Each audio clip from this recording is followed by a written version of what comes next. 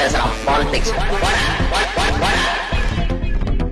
வேங்கை வயல் வழக்கு இன்றைக்கு ஹைகோர்ட்டுக்கு வந்திருக்கிறது. How long will you take to catch culprits? சிபிசிஐடிக்கு ஹைகோர்ட் கேள்வி. கூடுதல் அட்வொகேட் ஜெனரலும் கூடுதல் அரசு வக்கீலும் நீதிமன்றத்தில் குற்றவியல் நடைமுறை சட்ட பிரிவு 41A கீழ் சந்தேக நபர்களை 3ஆக ஷார்ட் லிஸ்ட் பண்ணி நோட்டீஸ் அனுப்பியிருக்கிறோம், கைது செய்வதற்கான முன்முயற்சிகளில் இருக்கிறோம் அப்படிங்கிற மாதிரி சொன்னதற்குத்தான் இன்னும் எத்தனை நாட்கள் ஆகுங்கிற மாதிரியான கேள்விகள் வந்திருக்கு. 2 வாரங்களுக்குள் இந்த வழக்கில் ஒரு ஃபைனல் ஸ்டேஜை அடைவார்கள் அப்படின்னு நம்புவதாக தெரிவித்திருக்கிறார்கள். அதற்கான அவகாசமும் கேட்டிருக்கிறார்கள். இதற்கு முன்பு ஓய்வு பெற்ற உயர்நீதிமன்ற நீதிபதி சத்யநாராயணன் தலைமையில் ஒரு நபர் விசாரணை குழு அமைத்து அதனுடைய இடைக்கால அறிக்கையும் கொடுக்கப்பட்டிருக்கிறது. இறுதி அறிக்கைக்காக வெயிட் பண்ணுறோன்னா கோர்ட்டு அதை அட்மிட் பண்ணியிருக்கு, இடைக்கால அறிக்கை வந்திருக்கு என்பதை. ஏற்கனவே இந்த நீதிமன்றத்தில் சமர்ப்பிக்கப்பட்டிருக்கிறது, இறுதி அறிக்கைக்காக நாங்கள் காத்திருக்கிறோம்னு அவர்கள் சொல்லியிருக்கிறார்கள். இதற்காக சிபிசிஐடிக்கு கூடுதல் அவகாசம் கொடுங்கள்ங்கிறது அரசு தரப்பினுடைய வாதம். இதை ஏற்றுக்கொண்ட டிவிஷன் பெஞ்ச் மேலும் இதில் கணிசமான முன்னேற்றத்தை தெரிவிக்காமல் மேற்கொண்டு கால அவகாசம் கேட்கக்கூடாது என்கிற நிபந்தனையுடன் 2 வாரங்களுக்கு ஒத்தி வைத்திருக்கிறார்கள். எத்தனையோ வழக்குகளை, அதாவது ஆம்ஸ்ட்ராங் கொலை நடந்த சில மணி நேரங்களில் சிபிஐ விசாரணை வேண்டும் என்கிற கோரிக்கையில் கிட்டத்தட்ட 80-90% அந்த வழக்குடைய முடிஞ்சிருச்சு. இதிலேயே சிபிஐ விசாரணை வேண்டும் என்று கேட்பவர்கள் யாராவது இதில் கேட்கிறார்களா அப்படிங்கிறது முக்கியமாக பார்க்கணும். நாம கேட்கணும், வேங்கை வயல் விவகாரத்தை உண்மை குற்றவாளிகளை கண்டறிந்து சட்டத்தின் முன் நிறுத்துவதற்கு சிபிஐ விசாரணை தேவை. சிபிஐயுடைய கன்விக்ஷன் ரேட் என்ன அப்படிங்கிறதெல்லாம் தாண்டி இந்த விவகாரத்தில் ஓடிட்டான், உட்கார்ந்திருந்தவன் பார்த்து மாட்டிக்கிட்டாங்கிற கதையா திமுகவுக்கு எதிராக இதை திருப்புவது, திமுக அரசுக்கு எதிராக திருப்புவது. அதற்கு அவர்கள் சொல்லக்கூடிய காரணம் அரசாங்கம் அதிகாரம் உங்களிடம்தான் இருக்கிறது, இதை கண்டுபிடிக்க வேண்டிய பொறுப்பு உங்களிடம். எத்தனையோ வழக்குகள் கண்டுபிடிக்க முடியாத வழக்குகளாக இருக்கு. இந்த வழக்கில் இவர்கள் ஷார்ட் லிஸ்ட் பண்ணி எடுத்ததும் கூட இதில் முக்கியமாக நான் கவனிக்க வேண்டிய ஒன்று இருக்கு. நேற்றைக்கு நாம பேசினோம் பார்த்தீங்களா, விசிகாவுடைய துணை பொதுச் செயலாளர் ஆதவர்ஜுனுடைய பேட்டி. அந்த பேட்டிக்கு இடையில் ஒரு விஷயத்தை அவர் குறிப்பிடுகிறார். கடந்த மாதம் வேங்கை வயல் ஊரிலிருந்து அந்த ஊரை சேர்ந்த காலனியை சேர்ந்த மக்கள் விசிக தலைவர் திருமாவளவனை சந்தித்தார்கள். இந்த விசாரணையில் எங்களை மீண்டும் மீண்டும் விசாரிக்கிறார்கள் என்கிற புகாரை அவரிடம் தெரிவிப்பதற்காக வந்திருக்கிறார்கள். அவர்கள் உங்களை விசாரிக்கிறார்கள் என்றால் அங்கு நான் போராட்டம் நடத்துவேன்கிற மாதிரி அவர் சொல்லி அனுப்பியதாக துணை பொதுச் செயலாளர் ஆதவர்ஜுன் தெரிவிக்கிறார். ஒரு பக்கம் சிபிசிஐடி விசாரணை, இந்த விஷயத்தில் உண்மை குற்றவாளிகளை கண்டறிகிறேன் நெருங்கினால், மறுபக்கம் இது மாதிரியான விவகாரங்களும் நடக்கிறது. இது விசிகாவிடம் வருவது பிரச்சனை கிடையாது. இன்னொரு பக்கம் இது வெளியே தெரியுது, எவிடன்ஸ் கதிர் பக்கம் அது போகிறது.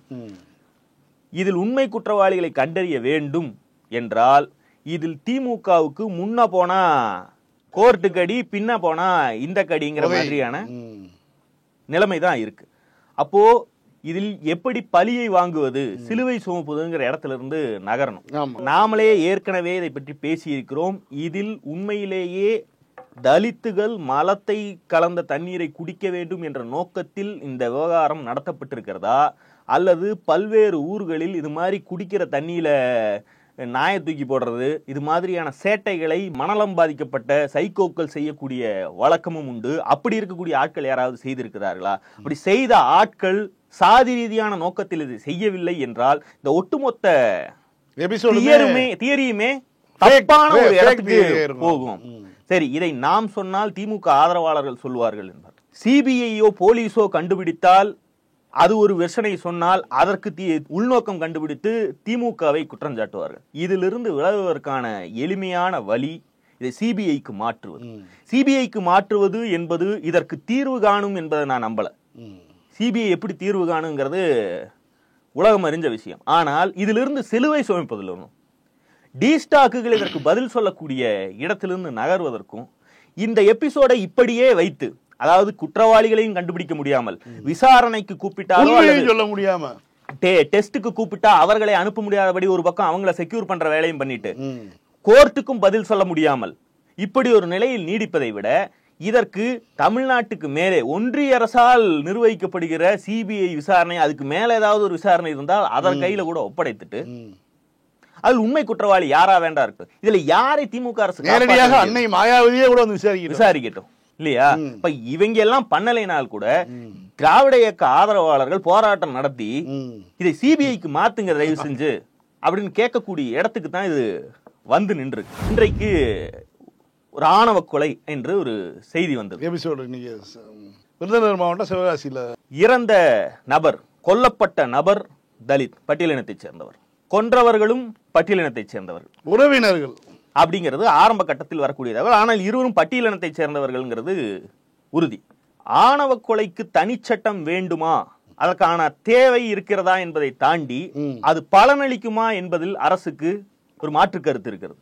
கடந்த முறை சட்டமன்றத்திலே முதலமைச்சர் இதை பற்றி தெரிவித்தார். அப்போதே அதற்கான விமர்சனங்கள்லாம் வந்துச்சு. இல்லை, ஆணவ கொலைக்கான தனிச்சட்டம் ரொம்ப அவசியம் என்று ஊடகங்களிலும் தலித் அமைப்புகளும் பல்வேறு தரப்புகள் இடதுசாரிகள்லாம் கோரிக்கை வைக்கிறார்கள். அதுல அதிமுக, பாஜக, பாமக இவர்களுக்கெல்லாம் எந்த ரோலுமே கிடையாது. நீங்க நான் என்னமோ பண்ணுங்க, ஏதோ பேசிட்டு இருக்காங்க அவங்க.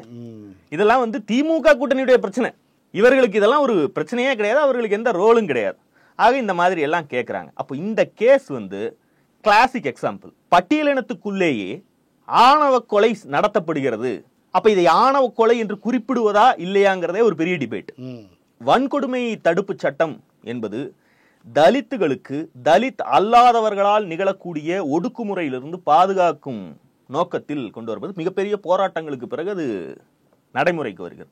அதை எதிர்த்து ராமதாஸ் போன்ற சாதி இந்து வெறியர்களை தூண்டிவிடக்கூடிய சக்திகள் அதை ஒழிக்க வேண்டும், வன்கொடுமை தடுப்பு சட்டத்தை ஒழிக்க வேண்டும் பெரிய போராட்டங்கள்ல நடத்திட்டு தனி ஒரு குழுவே போட்டாங்களே, பிசிஆர் எதிர்ப்பு குழுலாம் ஒரு குழுவே அமைச்சு போராடினாங்களே.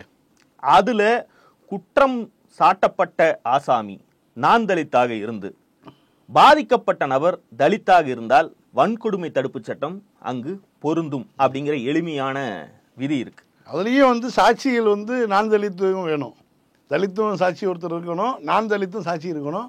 2 தரப்பு சாட்சி இருந்துச்சுன்னா சட்டம் வந்து எஃப்ஐஆர் போடுறதுக்கு எலிஜிபிள் உண்டு. அதில் அது ரொம்ப முக்கியமான பாயிண்ட். அந்த சட்ட பாதுகாப்புலாம் வழங்கி தான் அந்த சட்டம் இருந்தது. இப்போ அதையும் நிறுத்து போக செஞ்சுட்டாங்க இன்னைக்கு. இது ஒரு பக்கம். ஆணவ படுகொலைக்காக ஒரு தனிச்சட்டம் போடப்படுகிறது என்று வைத்துக்கொண்டால் அதை எந்த இடத்தில் இந்த பிசிஆர் மாதிரி கொண்டு வந்து நிறுத்த முடியும்? பட்டியலினத்துக்குள்ளேயே ஆணவ படுகொலை நடக்கிறது, பிற்படுத்தப்பட்ட சாதிகளுக்கு இடையிலேயே ஆணவ படுகொலை நடக்கிறது. வன்கொடுமை தடுப்பு சட்டம் என்பது சாதாரணமாக நீங்க டீ கடையில போய் டீ கேட்கிற இடத்துல இருந்து கூட ஒரு ஸ்பார்க் கிளம்பலாம். ஆனால் இந்த ஆணவ படுகொலைகள் பெரும்பாலும் பெண் காதல் திருமணம், வேறு சாதியில் திருமணம் செய்து கொள்வது, பெற்றோருடைய விருப்பத்துக்கு மாறாக பெண்ணுடைய ஆணுடைய குடும்பத்தின் விருப்பத்துக்கு மாறாக கல்யாணம் செய்வதால ஆணவ படுகொலை நடக்குது. இதற்குள்ள சாதி முக்கியமான ரோல், வர்க்கம் அதுவும் முக்கியமான ரோல், உறவு சிக்கல்கள் அதிலும் முக்கியமான ரோல், பந்தபாசம், இப்படி பல கூறுகள் ஒரு ஆணவ படுகொலைக்குள் இருக்கிறது. அதுதான் இந்த பட்டியல் சாதிக்குள்ளேயே ஆணவ படுகொலை செய்வதன் மூலமாக இது மாதிரி நிறைய கேஸுக வருது. இதில் ஆணவ படுகொலைக்கான தனிச்சட்டம் ஒன்றை போட்டால் அந்த சட்டம் 2 பட்டியல் சாதியினருக்குள், புகார்தாரரும் பாதிக்கப்பட்டவருமே பட்டியல் சாதியாக இருந்தால் இங்கு அந்த சட்டம் செல்லுபடியாகுமா? ஆகும்னு எப்படி சொல்றது, எப்படி நிறுவுவது? பட்டியல் சாதிக்குள்ளேயே அல்லது பிற்படுத்தப்பட்ட சாதிகளுக்குள்ளேயே இது உயர்ந்தது, இது ஒடுக்கப்பட்டதுங்கிற பிரிவினை ஏற்படுத்தி இவர் மீது நடத்தினால் அதை ஆணவ படுகொலையாக சொல்லலாம் அப்படின்னு நம்மளால நிறுவ முடியுமா? அப்படி அவசரகதியில் ஒரு சட்டத்தை போட்டால் அதனால் அடையக்கூடிய பலன் என்ன? ஆல்ரெடி அப்படி ஒரு குற்றம் நடந்ததுன்னா அந்த குற்றத்தில் கொலைக்கான இந்திய தண்டனை சட்டங்களின்படி அதிகபட்ச தண்டனை எதற்கு கொடுக்க முடியும்னா மரண தண்டனை கொடுக்க முடியும், ஆயுள் தண்டனை கொடுக்க முடியும், அது கொலைக்கே கொடுக்கும். அதனுடன் கூடுதலாக இது மாதிரியான வழக்குகளில் பிசிஆரும் போடப்படுகிறது. இதற்கும் ஆயுள் தண்டனை வரைக்கும் கொடுக்க முடியும். இதற்கு அடுத்து ஆணவ படுகொலைக்காக ஒரு தனிச்சட்டம் இயற்றி அதையும் ஒன்றாக போடு அப்படின்னு கேட்பதன் மூலமாக இது நிக்குமா? மற்ற எல்லா குற்றங்களையும் விட இது மாதிரி ஈகோவால் உந்தப்பட்டு செய்யப்படக்கூடிய இந்த குற்றங்கள்ல தண்டனைக்கு அஞ்சி கொலை செய்பவர்கள், குற்றவாளிகள் இதை செய்யாமல் இருக்க போகிறார்களா? அவன் இந்த மாதிரியான வேலையெல்லாம் செய்யக்கூடிய ஆட்கள், பொண்ணை, என் வீட்டு பொண்ணை, நான் மகாராணி மாதிரி வளர்த்த பொண்ணை என் விருப்பம் இல்லாம ஒருத்தன் தூக்கிட்டு போயிட்டான், நான் கொல்ல போறேன்னா என்னுடைய பிளாஷ்பேக் எங்கேயுமே போலீஸ் ஸ்டேஷனே ஏறாதவங்க கூட இதை செய்வான். அதுதான் அப்போ வந்து ஐயோ ஆணவ படுகொலை சட்டம் இருக்கு, அப்போ நம்ம வந்து கொலை பண்ணிட்டோம்னா நமக்கு வந்து எவ்வளோ பெரிய தண்டனை இப்படி இது பயந்துட்டா இருக்க போகிறான்.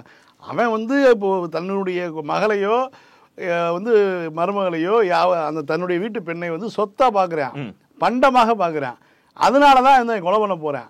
அவன் வந்து ஒரு உயிருள்ள ஒரு பொருளாக அவன் பார்க்கல, ஒரு பண்டமாக பார்க்கறதுனால தான் கொலை வரைக்கும் அவன் போகிறான். இப்படி ஒரு எக்ஸ்ட்ரா ஒரு சட்டம் வந்தாலுமே கூட அதிலிருந்து தப்புவதற்காக யுவராஜ் போன்ற ஆசாமிகள், ஒரு சாதி கட்சி வைத்திருக்கக்கூடிய ஆசாமிகள், இதை பின்னிருந்து நடத்தக்கூடிய கூலிப்படையை வைத்து இயக்கக்கூடிய அளவுக்கு அமைப்பாக செயல்படுபவர்கள் அஞ்சலாம். அவர்கள் நேரடியாக பங்கு பெறாம இதிலிருந்து விலகிக்கலாம். ஆனால் எண்ட் ஆஃப் த டே இந்த குற்றத்தில் புடிச்சு நிறுத்தப்பட போறது அந்த பெற்றோர் தான். அவர்கள் இந்த தண்டனைக்கெல்லாம் வந்து அஞ்சக்கூடியவர்கள். சங்கர் கௌசல்யா வழக்கு எடுத்துக்குங்க. சங்கர் கௌசல்யா வழக்குல அவங்க அப்பாவை தவிர மற்றவர்கள்லாம் வந்து பாத்தீங்கன்னா அதுல வந்து ஏற்கனவே பல குற்ற வழக்குகள் சம்பந்தப்பட்ட நபர்கள்.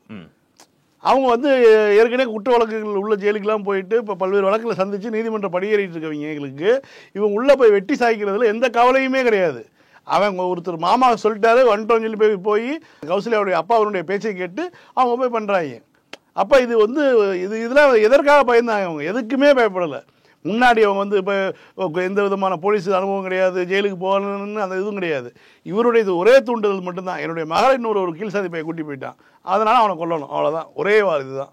தலித் முரசு ஆசிரியர் திரு புனித பாண்டியன் 2019 அன்றைக்கு ஃப்ரண்ட் லைனில் வந்த ஒரு ஆர்டிக்கிளை வைத்து, இந்த ஆணவ படுகொலை சம்பந்தமான ஆர்டிக்கிளை வைத்து முன்வைத்து பேசும்போது, இது மாதிரியான சட்டங்கள் தனிச்சட்டங்கள் இன்னொன்று வந்தால் மட்டும் இது எப்படி நிற்கும், அது எப்படி அப்படி பேசுறீங்க, அதுல ஏதாவது லாஜிக் இருக்கான்னு அவர் கேட்கிறார். நாம இல்ல, இதுவும் திமுக ஆட்சியில் அல்ல, திமுக ஆட்சிக்கு முன்பாகவே அந்த ஆணவ படுகொலையோட கேஸ் ஹிஸ்டரி, அதை பற்றிய புகைப்படங்கள், அப்புறம் சட்டம் போதாது, பெரிய மத்திய அரசாங்கம் ஒரு சட்டத்தை கொண்டு வர வேண்டும், நீதிமன்றங்கள் இதுல வந்து இதை சரியாக அணுகவில்லை, அரசியல் கட்சிகள் மோசடி வேலையை செய்கின்றன, வன்கொடுமை தடுப்பு சட்டம் ஒண்ணு இருக்கு, அதை விட என்ன பெருசா வேணும்?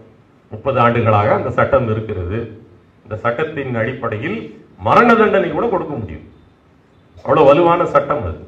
எதுக்கு புதுசா ஒரு சட்டம்? 1980 இருந்து 90 வரையிலான நாளிதழ்களை புரட்டிக்கிட்டு இருக்கும், தினசரி பார்க்கிறோம். அதுல பேட்டனா கவனிக்கக்கூடிய ஒரு விஷயம், ஒவ்வொரு பத்திரிகையிலும் ஒவ்வொரு நாளிலும் குறைந்தது ஒரு வரதட்சணை கொடுமை, அடுப்பு மண்ணெண்ணெய் ஊத்தி கொடுப்பது, இது எப்படி நிறுத்தப்பட்டது அல்லது இது எப்படி குறைக்கப்பட்டது? அப்போ டவுரி கேஸ், வரதட்சணை வழக்குகள் என்பதை ரொம்ப தீவிரமாக்கி அதற்கு ஒரு சமூக ஏற்பும் உண்டாச்சு. இது மட்டுமல்ல, டவுரி கேஸு, சிலிண்டர் வெடிக்கிறது, மண்ணெண்ணெய் ஊற்றி கொளுத்துறது மட்டும் இல்லாம பெண் குழந்தைகளை கொல்லுவதும் அந்த 90களில் பிரதானமான ஒரு வேலையா அந்த கள்ளிப்பால் ஊத்தி விடுறது. இந்த இரண்டும் எப்படி நடந்துச்சுன்னா, சினிமா உள்ளிட்ட பொதுஜன ஊடகங்களில் இதற்கு எதிரான கருத்தம்மா படத்துக்கு அப்போ அப்படி தேசிய விருது வாங்குச்சு, படம் வந்து தேசிய விருது வாங்குது, ஒரு பொது மனநிலையை உருவாக்குனாங்க. இது ரொம்ப ரொம்ப கேவலம்டா, இப்படி செய்யக்கூடாது அப்படிங்கிற ஒரு பொது மனநிலை உருவாக்கப்பட்டது. டவுரி கேஸ் வந்து மிக பலமாக அனைத்து மகளிர் காவல் நிலையங்கள் வருகிறது, அதற்கென்றே முழுமையாக செயல்பட 7 வருஷம் வரைக்கும் நீ வந்து வரதட்சணை வழக்கு கொடுக்கலாம், அதுக்கான எலிஜிபிலிட்டி உண்டு. திருமணமாக 7 வருஷம் வரைக்கும் உனக்கு அந்த வந்து நீ உன் கணவன் உன்னை வந்து துன்புறுத்தினா, எதற்காக துன்புறுத்தினா, பணம் கேட்டு துன்புறுத்தினா, பெற்றோர்கிட்ட போய் வந்து நகை வாங்கிட்டு வான்னு சொல்லி துன்புறுத்தினான்னா நீ டவுரி கேஸ் கொடுக்கலாம். அதற்கு வந்து வழக்கு பதிவு பண்ணப்பட்டால் கணவன் மட்டும் கைது கிடையாது, கணவனுடைய தாய் தந்தை இருந்தாங்கன்னா, அவங்க தூண்டுதலுடைய இருந்துச்சுன்னா, நாத்தனார் இருக்காங்க, குழந்தையா இருக்கு, இவங்களுடைய தூண்டுதலின் பேரில் அது நடந்துச்சுன்னா அவர்களும் கைது செய்யப்பட்டு சிறைக்கு அனுப்பப்படுறாங்க. இந்த முறை வந்து நடைமுறைக்கு வந்ததுக்கு பிறகுதான் இந்த பெண்கள் வந்து, ஏழை பெண்கள் வந்து இந்த மாதிரியான விஷயங்களோ இல்லை பொதுவான பெண்களோ இந்த வரதட்சணை கொடுமையில் வந்து பெரிய ஒரு இதாக வந்து மீண்டு வராங்க. அதாவது தலித் கொடுமைகளை அனுபவிக்காத திமுக எதிர்ப்பாக ஏதாவது ஒரு நேரேட்டிவ் சிக்குமான்னு பார்க்கக்கூடிய ஆட்கள் இந்த தனிச்சட்டம் வராமல் இருப்பது தான் இது இந்த மொத்தத்துக்குமே காரணங்கிற ஒரு நேரேட்டிவ் எடுப்பது கூட ஓகே. ஆனால் தலித்துகளுக்காக உழைக்கக்கூடிய, அவர்களுக்காக அரசியல் செய்யக்கூடியவர்கள், அது இதில் தீர்வை நோக்கிய இடத்துக்கு இதை எடுத்துட்டு போகணும். இப்போ வரதட்சணையை வாங்க மாட்டேன்னு சொல்லி தினசரிகளில் வந்து நீங்கள் தினத்தந்தியோ மற்ற பத்திரிகைகள்லாம் வந்து மேட்ரிமோனியல் இலவச வரி விளம்பரங்கள் வரும் இல்லையா, அதில் பார்த்தீங்கன்னா வரதட்சணை வேண்டாம் வேண்டாம்னு சொல்லி கொடுக்கக்கூடிய ஒரு பழக்கம் வந்துச்சு. இன்றைக்கி வந்து அது வரதட்சணை பற்றியான அந்த வார்த்தையே இல்லை. இந்த கடந்த 10 ஆண்டுகளாக 2010க்கு அப்புறம் பார்த்தீங்கன்னா வரதட்சணை தேவையில்லை அப்படிங்கிற சொல்லே கிடையாது. கடந்த அதிமுக ஏன்னா ஒரு குற்றமாக கருதப்படுது சமூக அளவில். இன்னைக்கு வந்து ஆணவ படுகொலைங்கிறது வந்து கோவத்தில் கொலை பண்ணிட்டான்பா, இவன் பிள்ளை அவன் கூட்டிட்டு போயிட்டான்பான்னு தான் வந்து பொதுமக்கள் மத்தியில் ஒரு பொது புத்தியில் அது ஒரு இதாக இருக்கே தவிர, இது ஒரு தவறு, இது ஒரு குற்றம். அதே மாதிரி வந்து வயிற்றுல இருக்க பிள்ளைய கண்டுபிடிச்சி கலைக்கிறது குற்றம். இப்போ குழந்தையே பிறந்தாலும் அதுக்கு வந்து கொலை பண்ணுறாங்க, அது குற்றம் அப்படிங்கிறது மனநிலை இருக்கு இல்லையா? அந்த மனநிலை பொதுமக்கள் மத்தியில் வரல இன்னும். அதிமுக ஆட்சி காலத்தில் இது போன்ற ஆணவ படுகொலை செய்யக்கூடிய ஆட்களை, அதை மேடை போட்டு பிரஸ்தாபிக்கக்கூடிய ஆட்களுக்கு மவுசு ஏற்றப்பட்டது. அவர்களை பாதுகாப்பதற்கு அந்த அரசு முயன்றது. இன்னும் சொல்ல போனால் ஒரு டிஎஸ்பியை சூசைடு பண்ணக்கூடிய அளவுக்கு அந்த ஆட்சி தள்ளியது. அதனால்தான் இன்றைக்கு வரைக்கும் ஜெயிலில் இருந்து கூட வாட்ஸ்அப்ல தன்னுடைய சாதிக்காரர்களுக்கு யுவராஜால மெசேஜ் சொல்லிட்டு இருந்த முடியும். இல்லை அப்பயே வந்து யுவராஜ் வந்து வாட்ஸ்அப்பில் இவங்களுக்கு அனுப்பின வாட்ஸ்அப்பை வந்து பிரேக்கிங் நியூஸ் போட்டது, அவர் தொப்பி போட்டு வந்து ரகசியமாக நேரடியாக வந்து இருந்தது வந்து ஏதோ சாகச நிகழ்ச்சி மாதிரி காட்டினது. அரஸ்டாக வந்ததை எப்படி இந்த மீடியாக்கள் தூக்கி காட்டுது தெரியுமா? அதான் சொல்றேன். நீ ஒரு புறம் வந்து நீங்க ஆணவ படுகொலைக்கு எதிராக சட்டங்கள் கேட்டுட்டு இருக்கும்போது, இன்னொரு புறம் இருக்கக்கூடிய சாதி இந்துக்களுக்கு இது ஒரு பெரிய கொண்டாட்டமான விஷயமாகவும் யுவராஜை நாயகன் போல வந்து சித்தரிக்கிறதுக்கான ஒரு வேலைகளையும் இவங்களே பார்த்தாங்க. அதற்கும் திமுக ஆட்சி வந்ததற்கு பிறகு நடக்கக்கூடிய ஆணவ படுகொலைகள்ல எடுத்த நடவடிக்கைகள் என்ன? சம்பந்தப்பட்ட ஆசாமிகள் குற்றவாளிகள் ஏதாவது ஒரு விவகாரத்தில் கைது செய்யப்படாமல் இருந்திருக்கிறார்களா? ஏதாவது ஒரு அரசியல் அமைப்பு இதை எதிர்த்து போராடக்கூடிய துணிவு அவர்களுக்கு வந்திருக்கிறதா? அரசாங்கம் அதற்கு எதிராக இருக்கிறது. அரசாங்கத்தை நிர்பந்திக்கக்கூடிய இந்த மாதிரியான அமைப்புகள் தனிச்சட்டம் கோரக்கூடிய அளவுக்கு செல்கின்றன. அந்த தரப்புகள் எல்லாம் மெதுமெதுவா அமைதியாகும். இதை இந்த இடத்துல வச்சுட்டு அப்பதான் வந்து புனித பாண்டியனுடைய பார்வை பார்க்கணும். இப்ப இருக்கக்கூடிய சட்டங்களை நாம் முழுமையாக பயன்படுத்தி இருக்கிறோமா? மனமாற்றத்தை உருவாக்குவதற்காக வேலை செய்திருக்கிறோமா? இப்ப ஒரு பக்கம் வந்து ஆணவ படுகொலை தவறு, அதனுடைய ஆபத்துகளை யாராவது மாரி செல்வராஜ் மாதிரியோ இப்ப பாரஞ்சித் மாதிரியான இயக்குநர்கள் படம் எடுத்தால் அதற்கு பேரலாக எதிர்ப்படம் எடுக்கிறானுங்க. ஆணவ படுகொலை ஏன் சரின்னு நீங்க யோசிச்சு பாருங்களேன். பாண்டவர் பூமின்னு ஒரு படம் வருதுங்க. அந்த படம் டெக்னிக்கலாகவும் எமோஷனலாகவும் அற்புதமாக எடுக்கப்பட்ட படம். ஆனா உள்ள வந்து அந்த படம் ஆணவ படுகொலையை குளோரிஃபை பண்ணுது. ஆனால் அது அந்த காலத்தில் படம் பார்த்த எத்தனை பேருக்கு அது என்ன செய்யறான்? அவன் பக்கத்து தோட்டத்துல சொந்தக்காரன், இவனும் அவன் வெணிச்சக்கரவர்த்தி குடும்பமும் சொந்தம். ஆனா சொத்து தகராறுல வாக்கைவரப்பு தகராறுல பிரிஞ்சிருக்காங்க. அந்த வீட்டு பையன் லவ் பண்ணிட்டான், போய் கல்யாணம் பண்ணிட்டாங்கிறதுக்காக, அதாவது எவ்வளவு சினிமேட்டிக்கா பொயட்டிக்கா அதை வச்சிருப்பான்னா, கழுத்தை வெட்டுற ஷாட்ல எடிட்டிங்ல அதற்கு முந்தைய பாட்டு இருக்குல்ல, அதுல அந்த தங்கச்சிக்கு தலை சீவான் ரஞ்சித். தலை சீவன அண்ணன் தலை சீவரான்னு ஒரு ஆணவ படுகொலைய இவ்வளவு நுட்பமா அழகா கவிதை மாதிரி மாத்தி வச்சிருந்தானுங்க. அது ஒரு காலம். அதுல இருந்து இன்றைக்கு வந்திருக்கோம்னா, இன்னைக்கு இன்னும் கேவலமா 2 பேர் படம் எடுத்துட்டு இருக்கானுங்க. ஆணவ படுகொலை ஏன் தேவை தெரியுமா அப்படிங்கிற மாதிரிலாம் படம் எடுக்கிறானுங்க. இதையெல்லாம் எந்த அளவுக்கு நம்ம கண்டிக்கிறோம்? இது வராமல் தடுக்கிறதுக்கு என்ன வழி பார்க்கிறோம்? இது மாதிரியான வேலைகளுக்கு போகணுமே தவிர தனிச்சட்டம் என்பதுதான் இதற்கான தீர்வுன்னு இன்னும் பேசுகிறார்கள்னா பேசட்டும். எகைன் வந்து இதை எப்படி சிபிஐக்கு மாத்துன்னு சொல்ற மாதிரி அதுக்கு கூட தனியா ஒரு சட்டத்தை போட்டு விட்டுறலாம். அப்படி ஒரு சட்டத்தை போடுவதால் திமுகவுக்கு ஒரு நஷ்டமும் கிடையாது. ஆனால் இதுல இன்னொரு பிரச்சனைன்னு என்ன பாக்குறோம்னா, இப்படி ஒரு, அதாவது இது ஆணவ படுகொலையா இல்லையா, இந்த சாதியினர் இந்த சாதியினரை கொன்றிருந்தால் அதை ஆணவ படுகொலையாக கருத முடியுமா முடியாதாங்கிற குழப்பத்தில் விஷயம் இருக்கும்போது, ஒரே சாதிக்குள்ளேயே வந்து ஆணவ படுகொலை நடந்தா அதற்கு ஒரு தனிச்சட்டத்தை போட்டு அது வழக்காடு மன்றத்துக்கு போகும்போது இந்த சட்டத்துக்கான இதை மட்டும் உடைச்சிட்டாங்கனாலே ஒட்டுமொத்த குற்றத்திலிருந்துமே அவர்களுக்கு அந்த ஒரு ஆபத்து இருக்கு. அதாவது ஒரு கொலை குற்றத்திலிருந்து அவன் தப்பிக்க முடியாது, வன்கொடுமை தடுப்பு சட்ட வழக்கிலிருந்து அவன் தப்பிக்க முடியாது. ஆனால் இந்த ஆணவ படுகொலை சட்டத்திலிருந்து அவன் தப்பிச்சான்னா 3 இல் 1 அடிபட்டு போவது கூட அந்த வழக்குக்கு ஒரு பிரச்சனையாக மாறலாம். குற்றவியல் சட்டங்கள் வந்ததுக்கு அப்புறம் ஒரு வாரமா எவனையும் ரிமாண்ட் பண்ண முடியல. 15 நாளா வந்து போலீஸ் வந்து படாதபாடுபடுது. எந்த கொண்டு போனாலும் ஜுடிஷியரி வந்து இது என்ன மேடோட்டா வந்து தெரியுமா, நீ முதல்ல முனிசிபல் கோர்ட்டு போகணும், ஏன் மேஜிஸ்ட்ரேட் என்ன வந்திருக்க, ஓடு முதல்ல விரட்டி விடுறாங்க, ரிமாண்ட் பண்ண மாட்டுறாங்க. இது வந்து இந்தியா முழுக்க நடந்துட்டு இருக்கு. ஜுடிஷியரியில் வந்து அவர்கள் கேட்கறது, நீங்கள் யாருக்கு எந்த சட்டம் செல்லுபடி ஆகுமோ அந்த வழக்கை பதிஞ்சு கொண்டு வாங்க, என்னையே வந்து முதல்ல சட்டத்தை தெரிஞ்சுக்காம நீங்கள் வந்து வழக்கு பதிகிறீங்கன்னு சொல்லி இந்தியா முழுக்க காவலர்கள் வந்து துன்பப்பட்டு இருக்காங்க. இப்போ இது மாதிரியான சட்டங்கள் வந்து முதல்ல மேட் அவுட் ஆகணும்ல, ரொம்ப ஈஸியாக தப்பிச்சுட்டு போயிடுவாங்கல்ல அவங்க. இப்போ 2015 வந்து ஓபிஎஸ் அன்னைக்கு சொன்னாப்புல தமிழ்நாடு சட்டமன்றத்தில் எப்படி எடப்பாடி பழனிசாமி வந்து துப்பாக்கி சூடே நடக்கலைங்கிற மாதிரி பேசினாப்புல இல்லையா, சாத்தாங்குளம் வாரத்தில் வந்து போலீஸார் ஒன்றுமே பண்ணலைங்கிற மாதிரி பேசினார். அது மாதிரி வந்து ஓபிஎஸ் தமிழ்நாட்டில் ஆணவ படுகொலையே கிடையாது அப்படி ஒரு விஷயம் நார்மல் கொலைகள் தான் நடந்துட்டு இருக்குது. அது நீங்க புதுசா வந்து என் பேர்லாம் வைக்கிறீங்கிற மாதிரி அவரு சொன்னார். அதிலிருந்து இந்த ஆட்சிக்கு வந்ததற்கு பிறகு அதை எப்படி அணுகுகிறோம், சட்டத்தின் முன் அவர்களை நிறுத்துகிறோமா, அவர்களுக்கான தண்டனை கொடுக்கிற இடத்துக்கு எங்கிருந்து போறோம்? ஏன்னா இன்னைக்கு ஹைகோர்ட்ல ஒரு வழக்கு, ஒரு பாதிரியார் ஒருத்தர் 2 சிறுமிகளை கடலூர்ல 2019 தீர்ப்பு வந்துச்சு. கீழ்கோர்ட்ல 30 வருடம் ஆயுள் தண்டனை எல்லாம் கொடுக்கப்பட்டாரு. இன்றைக்கு அதுல இருக்கக்கூடியவர்கள் 10 வருடமாக குறைத்து ஹைகோர்ட் வந்து தண்டனை குறைச்சிருக்கு. அதுக்கு அவங்க சொல்லக்கூடிய காரணம், அன்றைக்கு போலீஸ் வந்து இத சரியான விசாரணை நடத்தி வரை இத நிரூபிக்கல. அதாவது நான் மாநிலம் முழுக்க காரி துப்புன ஒரு கேஸ், மிக கொடூரமான பீடோபைல் கேஸ். இந்த கேஸையும் அன்றைக்கு இருந்த காவல்துறை கிளுக்கிளுன்னு விசாரிச்சு பண்ணி புடிச்சு இது பண்ணிருக்கு. நான் என்ன கேட்கிறேன், நீதிமன்றத்துக்கு அந்த எடப்பாடி அரசுடைய காவல்துறை இதுல குற்றஞ்சாட்டுறத கூட ஒரு பக்கம் வச்சிருங்க, நீதித்துறைக்கு தெரியுமா உண்மையான குற்றவாளி தான் இவன்னு தெரிஞ்சா கீழ்கோர்ட்ல கொடுத்த தண்டனையை உறுதி செய்வதிலிருந்து அவங்க இதுக்கு மேல இதுல என்னத்தை எதிர்பார்த்து தண்டனை குறைப்பு செய்கிறாங்க? ஒண்ணு, அவன் குற்றவாளியே இல்லைன்னு நீ ஃபைண்ட் அவுட் பண்ணினா அவனை வெளியே விட்டுரு. அப்ப ஏதோ ஒன்னு பண்ணிருக்கான்னு உனக்கு தெரிஞ்சா அந்த ஆயுள் தண்டனை கரெக்ட் தானே, பீடோபைல் போயிட்டு இருக்கட்டும் ஆயுள் முழுக்க. இப்ப அரசு கோர்ட்டு இதை குறைச்சு விடுதுன்னா நீங்க எங்க போய் முட்டிப்பீங்க? இது இந்த ஒரு வழக்குக்கு மட்டும் இல்ல, பொதுவாகவே இது மாதிரியான சட்டத்தின் பேரால் ஒரு குற்றத்தை நிறுத்தணும்னு நீங்க போனீங்கன்னா சட்டம் சட்டமாக இருக்கும். அரசாங்கமோ காவல்துறையோ அந்த சட்டத்தை பிடிச்சி அவனை தூக்கி உள்ளே கூட வச்சிடும். எண்ட் ஆஃப் த டே கடைசியில முடிவு செய்யக்கூடிய இடம் கோர்ட்டு.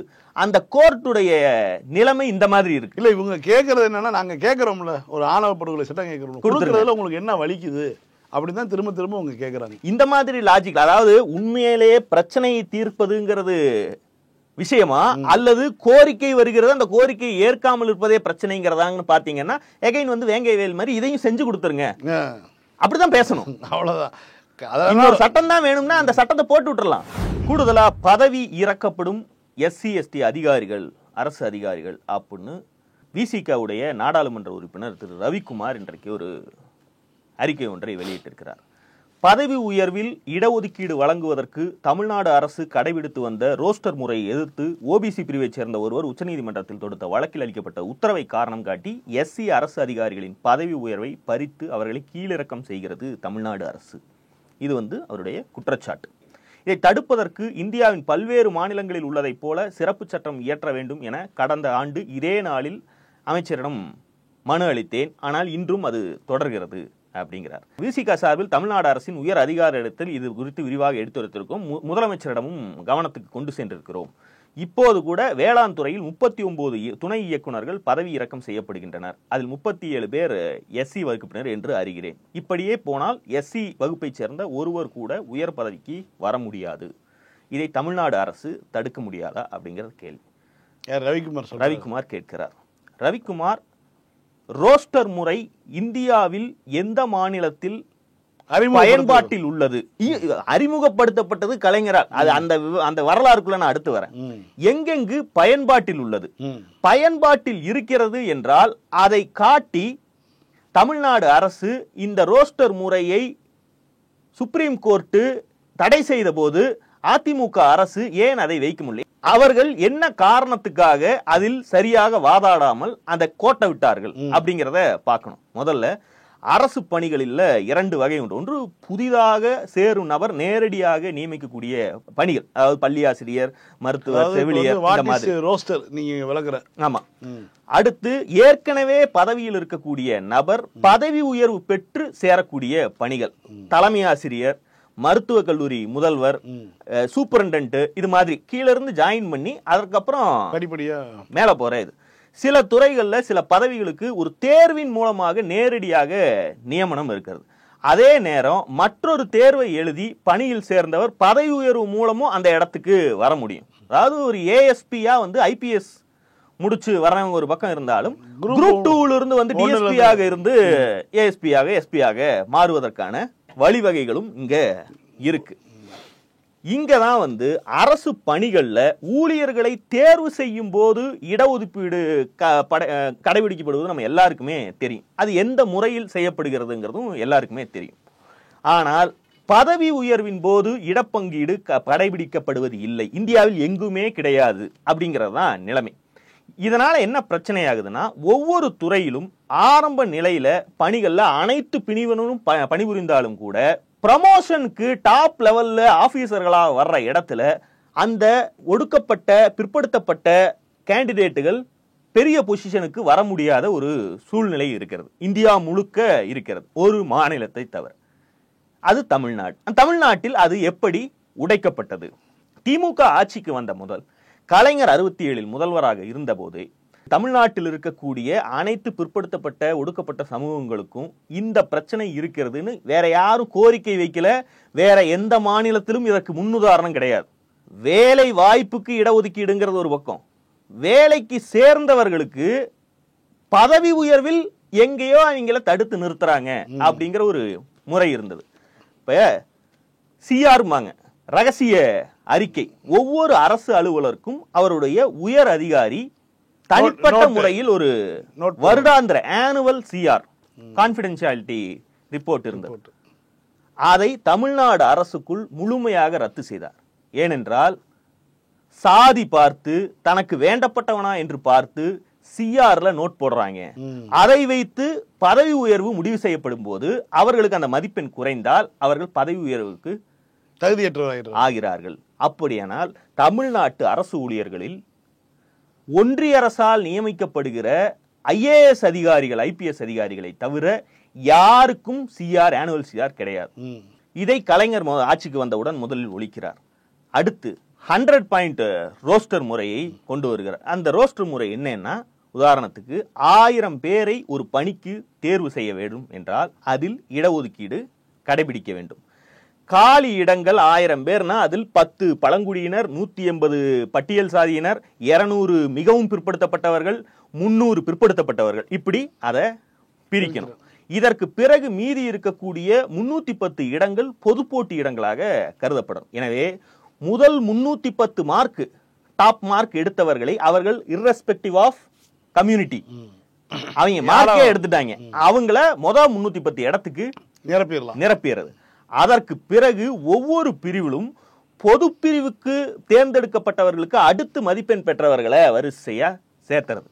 1000 பேர் தேர்வு பெற்று பணியில் சேர்றாங்கன்னா பணியில் சேர்பவர்களில் சீனியாரிட்டி லிஸ்ட்டை ஒன்றை அரசாங்கம் உருவாக்கும். அவர்களுடைய ப்ரொமோஷனுக்கு சீனியார் லிஸ்ட் போடும்போது இந்த 310 irrespective ஆஃப் கேஸ்ட் எடுத்தோம் பார்த்தீங்களா, அதிக மதிப்பெண் எடுத்திருக்காங்க.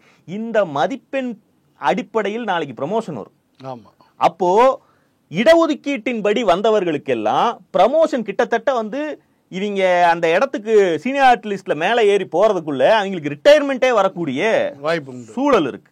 இந்த நிலையை உத்தேசித்து தான் அவர் 100 பாயிண்ட் ரோஸ்டர் என்கிற முறையை தமிழ்நாட்டில் முதலாக அறிமுகப்படுத்துகிறார்.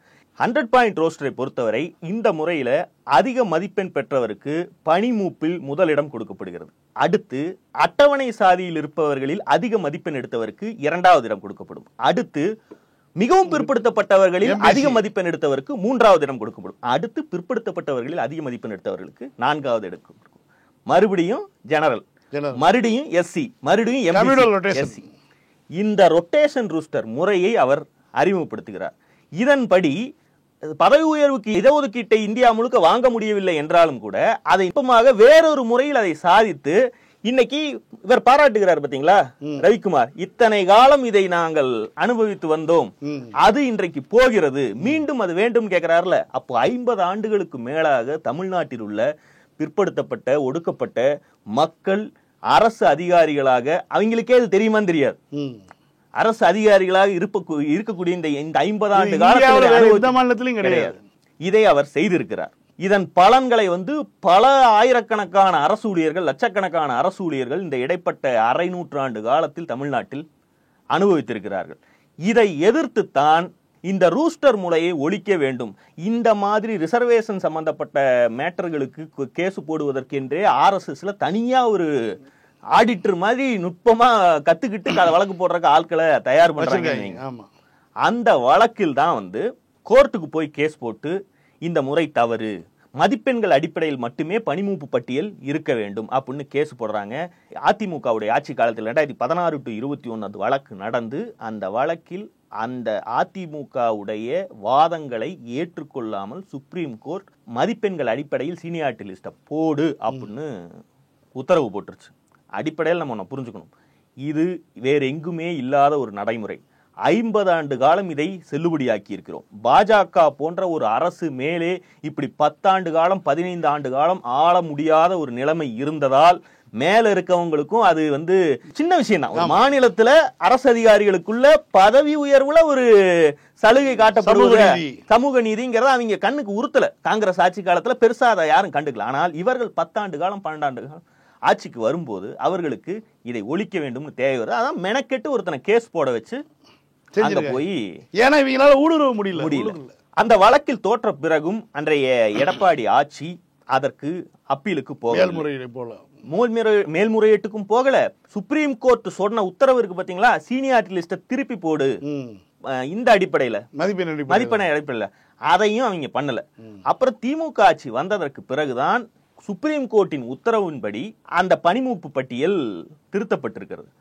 நாம் 50 ஆண்டு காலத்துக்கு மேல் அனுபவித்த ஒரு 100 பாயிண்ட் ரோஸ்டர் முறை இங்கு இருக்கக்கூடிய பிற்படுத்தப்பட்ட ஒடுக்கப்பட்ட மக்களுக்கு பயனளித்த வந்த ஒன்றை சுப்ரீம் கோர்ட் இப்படி செய்திருக்கிறது என்றால் அது மீண்டும் வேண்டும் என்கிற பட்சத்தில் அதற்கான போராட்டம் தேவை. அதெல்லாம் ஆனா எனக்கு இதுல ஆச்சரியமான விஷயம் என்னன்னா, இதுவரைக்கும் இந்த முறையை கொண்டு வந்ததற்காக யாராவது கலைஞரை பாராட்டி நீங்களும் நானும் கேள்விப்பட்டிருப்போமா? யாராவது பார்ப்பவர்கள் யாருக்காவது இப்படி ஒன்று இருந்தது, இந்த ஒரு சொகுசை தமிழ்நாட்டில் உள்ள நான் பிராமின் அத்தனை பேருக்கும் ரிசர்வேஷன் அனுபவிக்கக்கூடிய அத்தனை சாதிகளும் காங்கிரஸ் எவனா வேணா இருந்திருப்போம், இந்த குடும்பத்துக்கு பையனா வேணா இருந்திருப்போம், நீ பரீட்சை எழுதி உள்ள வரியா, அரசு ஊழியராக பணிக்கு வரியா, உனக்கு அங்கேயும் சமூக நீதி இருக்குதுன்னு சொன்னவர் தான் கலைஞர், செஞ்சு காட்டினவரும் அவர் தான். சமூக நீதி அடிப்படையிலான இந்த பணிமூப்பினை உறுதி செய்யும் சட்டம் ஒன்றை அரசு கொண்டு வர வேண்டும். அது அரசியல் சாசனத்துடைய 9வது பட்டியலில் சேர்க்கப்பட வேண்டும். இது குறித்து அரசியல் தளத்தில் பொதுத்தளத்தில் மிகப்பெரிய உரையாடல் நடக்க வேண்டும். ஏதோ திமுக ஆட்சி ஒரு ரூஸ்டர் முறையை ஒழித்தது மாதிரி இது ஒரு நேரேட்டிவை கொண்டு போய் கொடுத்து இதை தலையிலையும், அதாவது செஞ்சுட்டும் செருப்படி வாங்குறதுன்னு சொல்லுவாங்க, அது ஒண்ணும் இந்த கட்சிக்கு புதுசும் கிடையாது. அந்த இடத்துக்கு இது போயிடக்கூடாது. இதை யார் செய்தார், யாரால் இது கிடைத்தது, எத்தனை ஆண்டு காலம் அதை நாம் அனுபவித்தோம், அது யாருடைய ஆட்சி காலத்தில் வேண்டுமென்றே அதை விட்டு கொடுத்தாங்களா, அப்பீல் போகாம விட்டாங்களா அப்படிங்கறதெல்லாம் நம்ம ஆட்கள் தெரிந்து கொள்ள வேண்டும். நீட் மாதிரி இதுவும் ஒரு நீண்ட கால சட்ட போராட்டத்துக்கு, சமூக போராட்டத்துக்கு கொண்டு போக வேண்டிய விஷயம். ஆனால் இது குறித்த புரிதல் பல பேருக்கு இல்லை. இப்படி ஒரு டாபிக்கே இதன் உள்ள என்ன இருக்குங்கிறதே பல பேருக்கு தெரியாம இருக்கிறது தான் இதனுடைய பெரிய பிரச்சனை. நாளை சந்திப்போம். லைக் பண்ணுங்க, ஷேர் பண்ணுங்க, சப்ஸ்கிரைப் பண்ணுங்க, கமெண்ட் பண்ணுங்க. பாய். பாலிடிக்ஸ் பேசலாம். பாலிடிக்ஸ்